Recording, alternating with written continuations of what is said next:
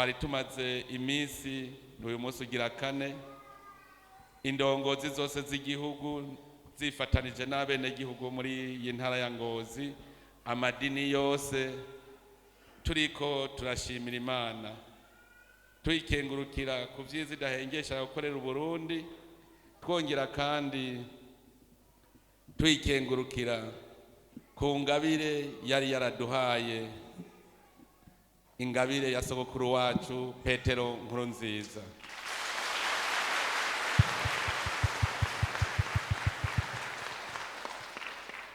Twari twaje gukengurukira Imana ubwa mbere ko Imana yonyene yiteguriye igihugu cacu, hanyuma ikaha na sokuru wacu kwemeza akavuga ati iki kiringo sici wanje n'ikiringo c'Imana, hanyuma Imana ikarokora Uburundi tukaja mu mahoro tukabandanya ibikorwa vy'iterambere, mbere ndetse n'ibihugu amakungu akadukandamiza ku karenganyo, mugabo Imana yoyo iguma itubungabunga, ntitwicwa na kigoyi, ntigutwagwa ruswi. None rero iyo Mana birumvikana kuyikengurukira.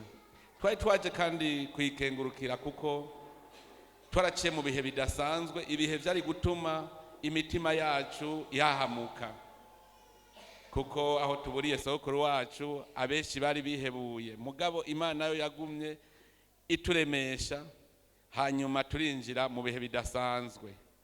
Rero byari ngombwa ko leta y'Uburundi iri kumwe n'abenegihugu bose ishimira Imana kuri ico kiringo kidasanzwe tumazemwo iminsi, kuko ico kiringo twari twitiriye Imana carangiye ku munsi wa gatatu nyene, ku munsi wa kane niho twatanguye inzira shasha y'Uburundi. None rero nagira ndabasabe tubanze dukomera amashi Imana yacu. Kuva rero ku munsi wa kane murumva ko twinjiye mu rugendo rushasha, muga tukashimira Imana yuko yatuvugiyemwo abarundi twese, tukemeza yuko Imana ariyo sumba vyose, ariyo mugaba w'abaganza mu Burundi. Byahuriranye kandi nuko muri uku kwezi nyene twaheruka gusubira kunagura hamwe twashikiriza Uburundi Imana duciye mu minwe ya Bikira Mariya. Twari dusubiriye kunagura ni muri uku kwezi nyene, none tubandanya Imana tuyikengurukira.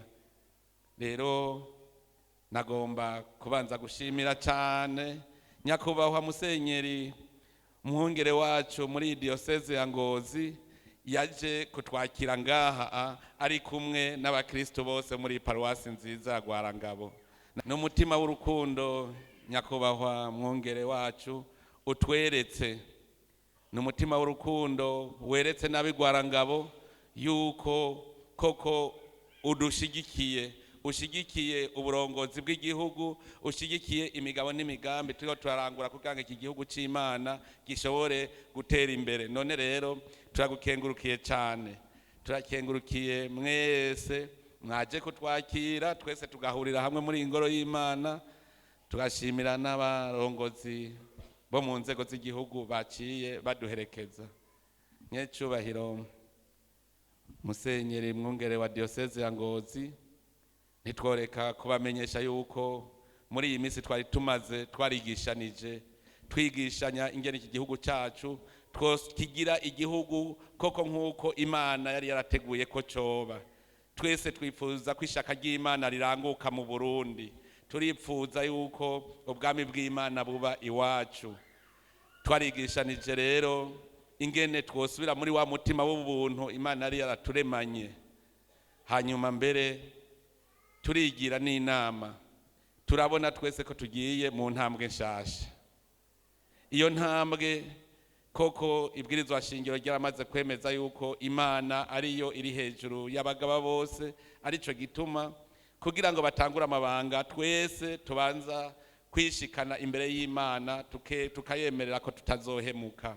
Rero ko Imana ariyo twashize imbere, ikaba ari we mugaba w'abaganza mu Burundi, twarabonye tuti iyi ntambwe ntitwoyijamwo tukiri bamwe ba kera, tukimeze kumwe kwa kera. Uyu munsi rero ntusanzwe. Uno munsi muri iki gitondo twese twavuze tuti umwe wese agende kuronkera inyigisho mw'ishengero arerewemwo. Twebwe Abarundi iyi myaka twari tumaze dufutanya Uburundi, twari twarase gukora ivy'Imana ishaka. None ubu twigiriye inama yuko ubu dutangura gukora ibijanye n'ishaka ry'Imana.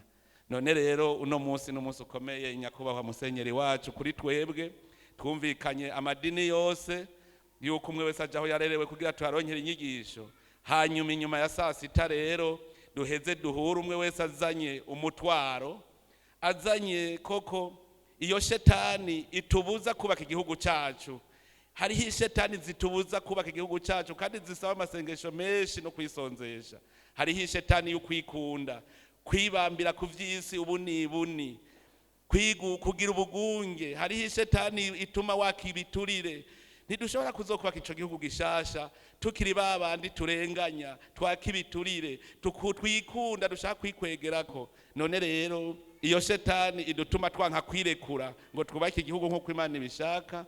Uno munsi twavuze yuko twese hamwe duza gushira amajwi hamwe, umwe wese abizane ko vyatunaniye ko bituvako, tuheze tubitura Imana yo irabidukurako. Uno munsi rero nyuma ya saa sita murumva n'umunsi udasanzwe dushaka gutangura urugendo turi kumwe n'Imana, koko twahindutse. None rero twagomba kubasaba nyakubahwa musenyeri kubona mwaje noneho ngaha, mudufashe imitwaro yacu muyidushikiririze Imana, mudufashe mudusabire, kuko duzagusabira n'imigambi. Twabibonye nk'igitangaza kuko ku munsi wa gatatu Reta yari imaze iminsi yirondera yihereza. Ku munsi wa gatatu tuza tubona birakunze, turaheza turashira ku rutonde ivyo tuzokorera bene gihugu. None navyo nyene twifuza ko uyu munsi tubishikiriza Imana, dushikiriza Imana n'abajeje kurangura iyo migambi kugira ngo izi iramire Abarundi. Twagomba rero kubasaba mwese ba Kristo uyu munsi mudusabire, koko musabire indongozi zanyu zigiye muri rugendo rushasha, dusabire igihugu cyacu, natwe twisabire kuko twarabonye ko ari we wese afise uruhara. Twarabonye uruhara rw'indongozi, turabona uruhara rw'abamenyeshamana, turabona uruhara rw'umwene gihugu wese, kuko ijambo ry'Imana twasanze byose biri mu ijambo ry'Imana. Erega hajya twaragirengagiza, mugu no munsi rero harageze ko twese twumva kumwe ijambo ry'Imana. Nico rero agasabisha twagomba gusaba ngaha twese dusengeranire, twisengere mugabo dusaba abaherezankuka koko bashikirize imitwaro yacu itubuza kuba ku Burundi, kugira ngo ejo guherejo tuzetwe turi bashasha, turi mu nzira y'Imana, tudasubira muri ya macakubiri, tudasubira mu bunebwe, kuko n'ubunebwe ni shetani iba yadufashe tukabibinebwe, tukagirisha ari nzigo. Ivyo vyose ni shetani iba yadufashe. None iyo shetani niyo yaratunaniye kutuvamwo, uno munsi tuyikureko, tuyihereze Imana yoyo nta kiyinanira. Kandi noneho birananditse bati mwebwe muremerewe n'iyo mitwaro yizane je ndayikorera. None siko Yezu yavuze ga yemwe. None rero turabakengurukiye cyane, turabakengurukiye heraheza nshima ko mwaje kutwakira, kandi biraboneka neza bavuga ngo buza gusha buratagata, kubona mwarinze muza nuko mudufise ku mutima.